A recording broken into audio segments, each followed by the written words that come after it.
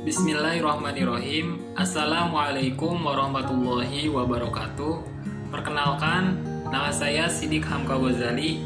Di sini saya akan menjelaskan tentang memahami pemerolehan pembelajaran bahasa, kompetensi, dan performasi. Yang pertama, memahami pembelajaran bahasa. Pembelajaran bahasa harus melibatkan 4 faktor. Yang pertama, guru. Yang kedua, pengajar bahasa. Yang ketiga, metode pengajar bahasa. Dan yang keempat, materi pelajaran. 4 faktor tersebut menjadi bagian terpenting dalam usaha membentuk dan memudahkan proses belajar mengajar bahasa. Selanjutnya, belajar bahasa. Manusia telah belajar bahasa sejak zaman dahulu kala, khususnya yang diperlukan dalam berkomunikasi dengan keluarga serta dengan orang lain di sekelilingnya. Jadi, untuk dapat hidup sebagai manusia sosial, manusia harus dibekali dengan kemampuan berkomunikasi dengan bahasa ibunya. Selanjutnya, pengertian kompetensi. Pengertian kompetensi itu apa? Pengertian kompetensi secara umum adalah suatu keahlian yang dimiliki oleh setiap individu dalam melakukan suatu tugas atau pekerjaan pada bidang tertentu, sesuai dengan jabatan yang sudah diberikan.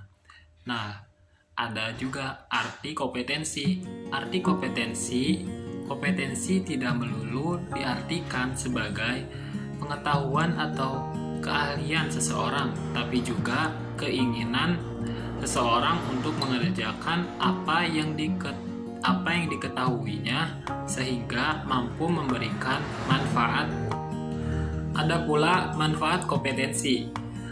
Menurutnya, ada beberapa manfaat merekrut kerja dengan berdasarkan kompetensi, yaitu memperjelas suatu standar kerja dan juga impian yang ingin diraih oleh perusahaan. Untuk menyeleksi tenaga kerja yang potensial, memaksimalkan produktivitas perusahaan, mengembangkan sistem remunerasi untuk membantu adaptasi perusahaan atas perubahan yang terjadi, menyeimbangkan perilaku kerja dengan kaidah yang terdapat di dalam perusahaan. Selanjutnya, pengertian performasi. Performasi itu apa ya? Performasi adalah catatan outcome yang dihasilkan dari fungsi suatu pekerjaan tertentu atau kegiatan selama suatu periode waktu.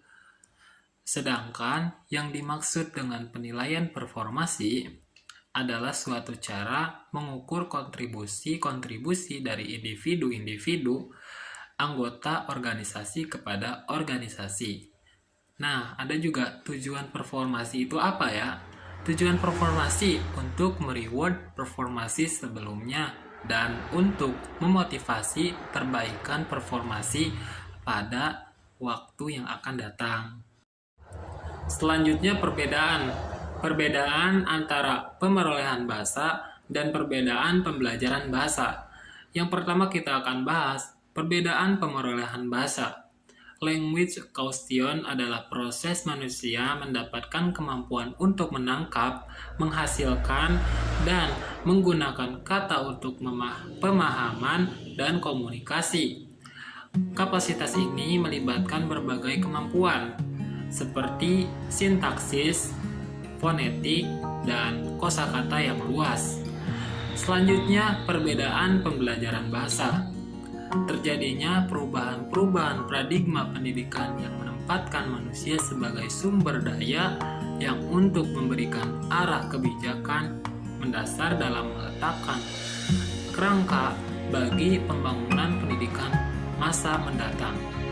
Mungkin cukup sekian pembahasan dari saya, kurang lebihnya mohon maaf apabila ada kekurangan. Billahi taufiq wal hidayah. Wassalamualaikum warahmatullahi wabarakatuh.